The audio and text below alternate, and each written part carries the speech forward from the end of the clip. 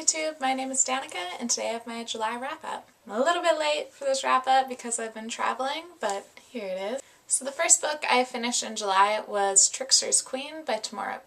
Last wrap-up I talked about Trickster's Choice and how I was a little bit disappointed with it, and unfortunately Trickster's Queen didn't really pull up the series for me. I've loved Tamora Pierce's books, but this one was just sort of okay to me. After that I read Tithe by Holly Black, one of the books I was reading for LeakyCon, and this one was just okay for me. It's kind of a dark fairy story. To me it felt like it was trying really hard to be dark, but it didn't really follow through on that. It didn't feel genuine. I liked The Coldest Girl in Cold Town a lot better, which makes sense because I think Tithe was her first book, or one of her early books, so it makes sense that she's improved since then.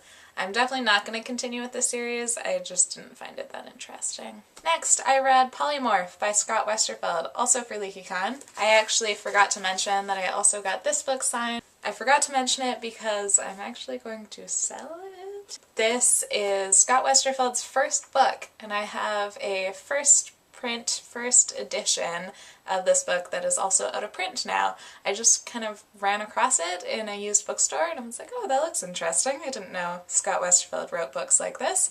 And then I found out that it's kind of worth something, so if I get it signed, it's probably worth more. It is very strange. If you know Scott Westerfeld's books now, you know that he writes teen books that are very popular. This is not a teen book. This was written in the 90s and it's fairly hard sci-fi, and it is also deeply weird and kind of queer. You might notice that it's blurbed by Poppy Z. Bright, who is known for her queer horror books that are very dark and gruesome. It is also blurbed by Melissa Scott, who is one of the most well-known lesbian sci-fi authors. This is a book about a polymorph, which is a person who can change their body at will, including their sex and race, and it's a really intriguing concept. Plus, it is really queer, or it should be, or it almost was. The main character, who sometimes goes by the name Lee, goes to a lesbian bar fairly regularly when they are presenting as a woman, but they also change their body at will, so that's not always the truth for them.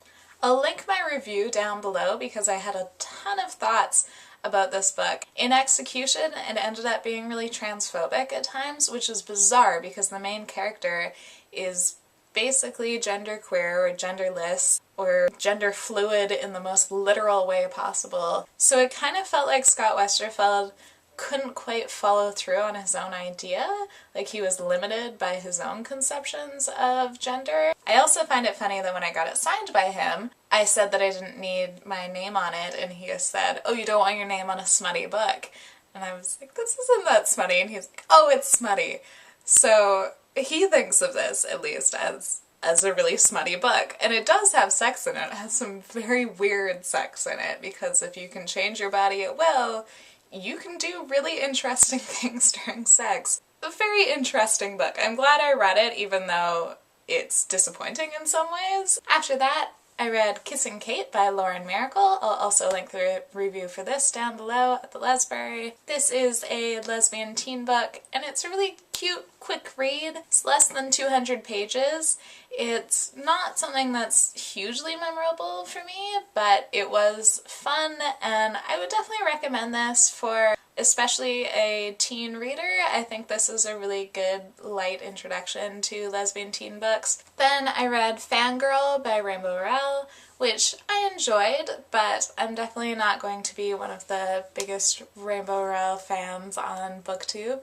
I actually wrote something on my Tumblr about how Fangirl would be a better book if the main character was a lesbian, which I stand by. I liked the writing and I liked the story, but it didn't feel super memorable to me. It did feel like sometimes it was positioning straight sexuality over gay sexuality, but that was all mixed into the idea of fan fiction, because the main character writes gay fan fiction and doesn't actually have her own romantic life, so when she starts to have this romantic life with this guy, it is seen as superior to her fictional gay fanfiction.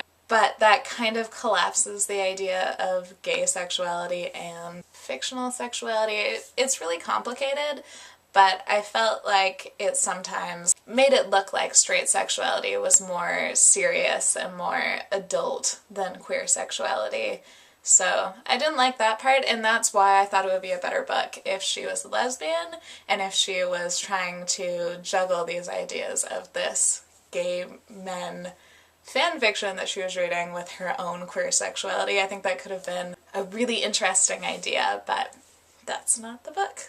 Then I read If I Stay by Gale Forman, another one I was reading for LeakyCon. This is another really short teen book. I think most of you know what this is about now, the movie's coming out, and it was not very interesting. Nothing really happens in this book, and I wasn't that attached to the characters, so I was fairly neutral about it. The writing was fine, but I didn't really find it interesting. Next, I read the first book in the Becca Cooper trilogy, Terrier by Tamora Pierce. After reading the Trickster series, I was a little bit nervous about picking up more of Tamora Pierce's books, since I loved the ones previous to that and then was feeling a little bit disappointed by the Trickster ones. But this series really brings it back to what I loved about her earlier books. I love the character, and it just has such a great feel, this world. It's so feminist, and I just love it. I've talked about her books before, so this one definitely I like a lot better than the Trickster series, and I highly recommend this series. And then I read Harry, A History by Melissa Anelli. Melissa Anelli runs LeakyCon, and this is a reread for me, and I really loved this book the first time I read it, so I was going to wait until near LeakyCon before rereading it to really get me in the spirit, even though I've been ready for LeakyCon all year. I was a little bit nervous that I might not like this book as much the second time, and I was completely wrong. I love this book. I love it. If you like Harry Potter, especially if you're in the fandom, or if you're